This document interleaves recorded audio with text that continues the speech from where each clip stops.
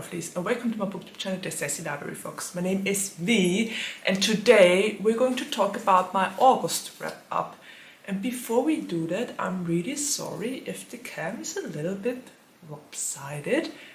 I borrowed it to my hubby, and yeah, now nothing is the way I want it to have. So please, dear and lovely hubby, if you watch this, you are never ever allowed to borrow my camera equipment again. Unless you get it back to the way you took it from me. Anyway, after this little lovers spat, let's get back to business and talk about my August wrap-up. And I've read 4 books in August, and well, they actually were all pretty good. I really enjoyed to read most of them, and well, no, actually I enjoyed to read all of them, but some could have used a little bit more work.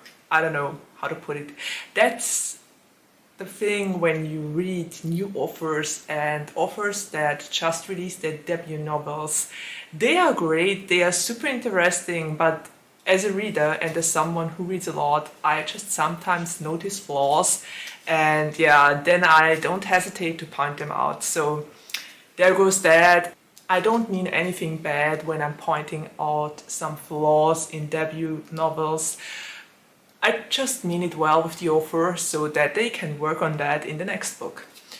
Anyway, I got my coffee at the ready. It's raining outside. I hope the light is okay. I guess we will find out if you can see me well or not. And yeah, I'm tired. It's raining outside. I can't believe I sat here about a week ago and complained about 36 degrees Celsius.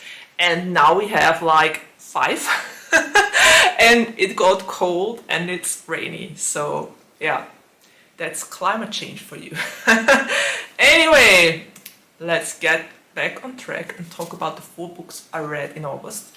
And the first book I read in August was Flesh and Bone, Book 1, Awakening by Vincent Burke. And I read that one with 3 paws because, well, not because it's a debut novel, but because there were some tiny flaws that made it kind of hard to keep on track with the story, but I will get to that when I talk about it. So we basically have 2 MCs. We have Max Kylos and we have Sam de Gregoire. I hope I pronounced it right now. And well, Max has some sort of hidden powers and he's hiding them. He doesn't want to give into them. He's scared of what might happen if he gives into them. And we have Sam, and Sam is a new recruit for a lacrosse team. And because Max is friends with the captain of the lacrosse team, they both get to know each other and stumble upon each other on a house party. And then things take their course. And that's the thing. I really enjoyed the interactions between Sam and Max. I think their ship name is Sammer X. Something like that. I really liked them. They gave me a little bit of Over the Game vibes and Andre vibes at that. But I honestly, most of the time of the book, I didn't know what it was about. I knew from reviews that there is a mythological element to it, and apparently it's Greek mythology. But a lot of scenes were very confusing, and until the end, I just couldn't find out what exactly the entire book was about. So that's the reason why I gave it 3 paws. I really liked the main characters and their interactions and how they got to know each other, how they fell in love. It was kind of insta-lovey, but I'm sure there's a reason for that.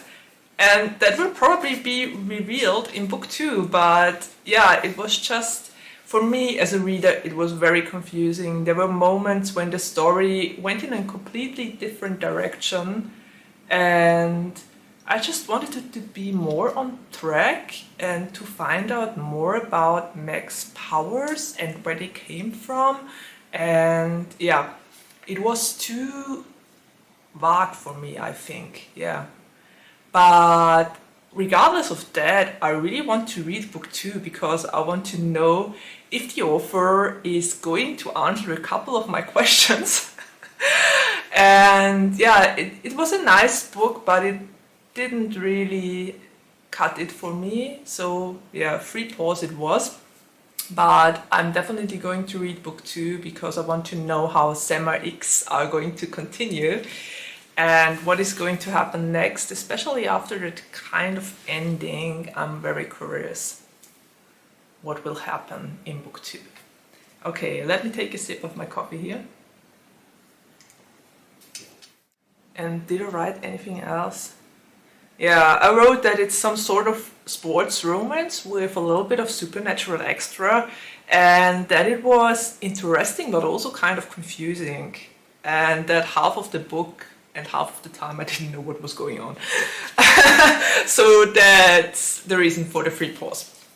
Okay, let's see to the next book I read in August, and it was Once Upon a Broken Heart by Stephanie Garber. And I rated that one 4 solid paws because as much as I love Jax and Evangeline, yeah, I need some answers with that one as well. But I'm getting ahead of myself here. I need to talk about what the book is even about.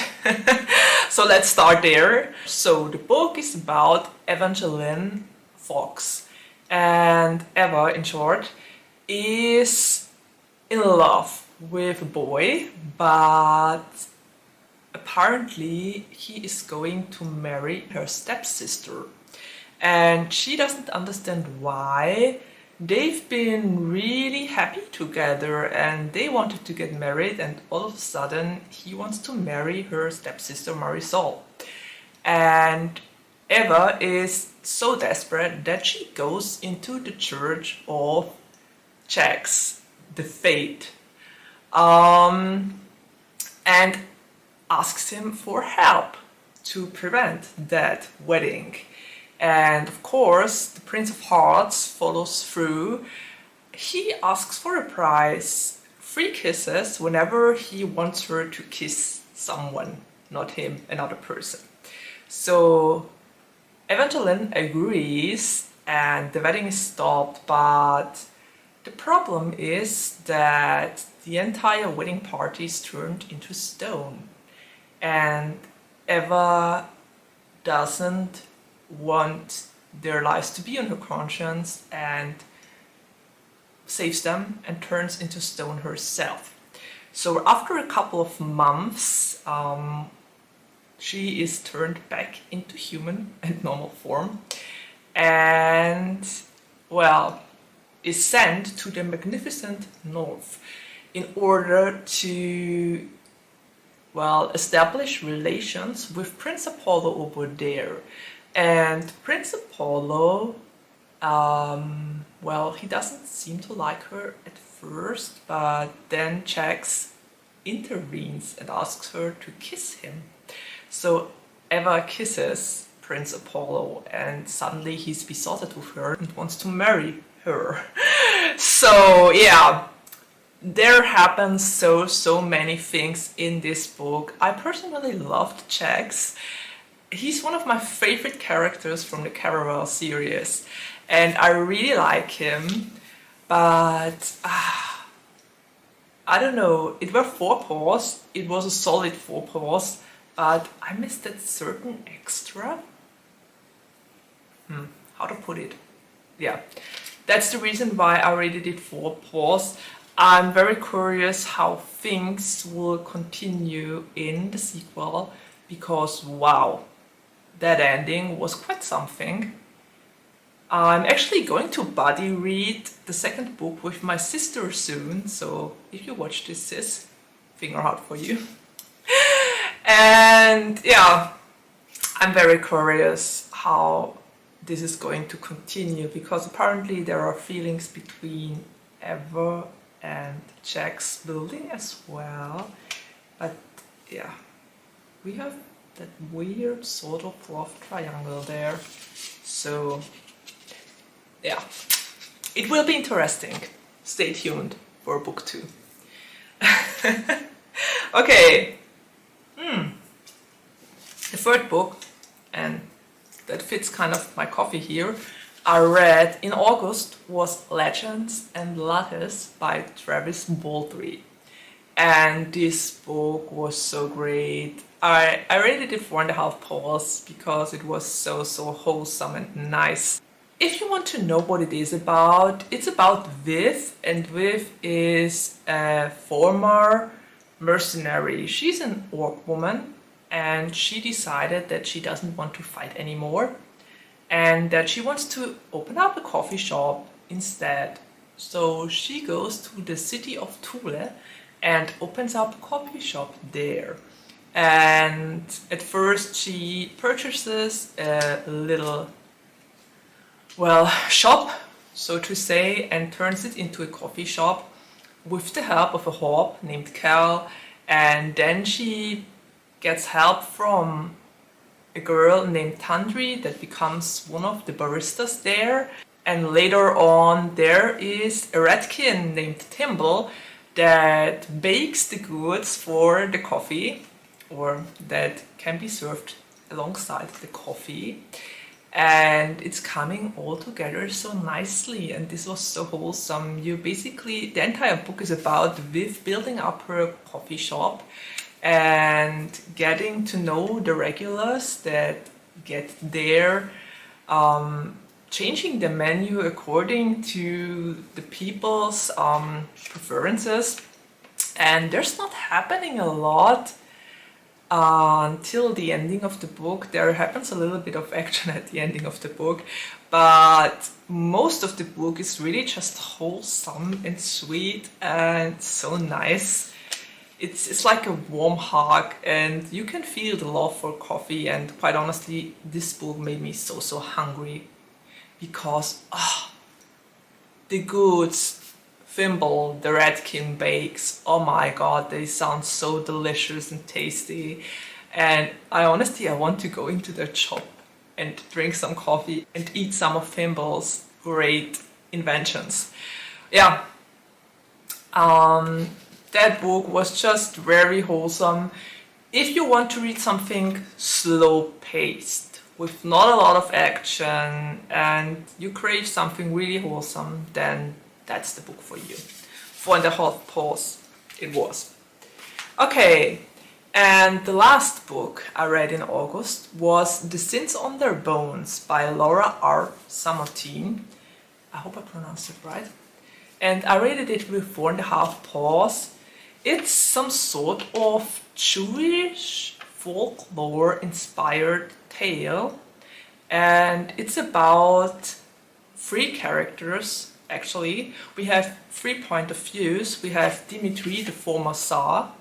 We have Vasily, his spy master, and we have Alexei, his estranged husband, who has taken over Novosvitsevo, his country. So, how to explain it? So, basically, Dimitri and Alexei were childhood friends that got married to each other, and then Dimitri's parents died, and Alexei was the only person who was really close to him and who he let get really close to him. He was his everything. But with time, Alexei wanted more from life. He experimented with the holy science, and here's a warning, this book is very religious. If you don't like this, you better don't read it. But yeah, Alexei experimented with the holy science, which led to him dying and getting sort of resurrected. And after his resurrection, he's become really cruel and extreme, and it went as far as that Dimitri went to war against his own husband. Yeah, this is all story we don't see in the book. We basically start with Dimitri in exile with his court, or with what remains of his former court.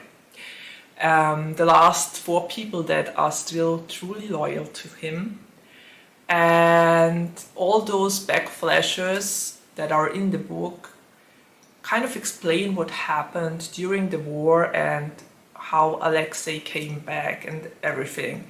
So I really enjoyed that we had 3 point of views in this book. Alexei's point of view was really weird but also interesting because he was the villain of the story and he didn't see himself as the villain. He thought that everything he did was perfectly fine and justified. And then we have Dimitri's point of view, who is the former Tsar and who wants to get back into power and who wants to topple his abusive husband from the throne once again. And we have Vasily, his spy master, Dimitri's spy master, I may add, who is kind of in love with Dimitri and also wants to stop Alexei, and well, he goes undercover to Alexei's court. Yeah. This book was so interesting and intriguing. All the characters were morally grey. I swear there wasn't a single character that was morally grey. They all did things they regretted or they knew weren't great. But it was also pretty gory and very descriptive sometimes. There were a couple of intense sex scenes, just to give you a warning. And yeah, please read the trigger warnings when you go into that book. I wrote a full review on Goodreads about it, and I marked all the trigger warnings in the spoiler section there. So if you want to check them out before you go into this book, I highly recommend you do so. But all told, I live and breathe for stories like that. I thrive when I have morally grey characters, court intrigues, and spy masters. Vasily really turned out to be my favorite character. I loved him so much, and apparently there is a book 2. So I'm totally ready to find out how their story is going to continue. Yeah, so for the Half Past, it was a really great but also intense read, and the ending was a little bit too intense for me. I gotta admit, the ending was whoa. But I found it in a lot of books recently. I mean, in that regard it fit because it was a very serious book, it tackled serious topics, and this throughout the entire book, so it shouldn't have surprised me that the ending was so heavy. With other books I recently read that were pretty light and then turned pretty grim, it always surprises me if that happens. But with that one, I can't say I was surprised. It was heavy still. Okay, so those were the 4 books I read in August. I enjoyed them all. I really liked them all. I want to read the sequels to some of them. And yeah, I think I can't say more than that. I really would love to hear what you read in August and which kind of books you loved. If you've read the books I read and if you enjoyed them or not, you can always write me a comment down below and I'm going to answer all of them. Pinky swear. And yeah, I guess we're already at the ending of my video and there's nothing left to say except of take care, stay healthy and safe, and see you around the next time. Bye!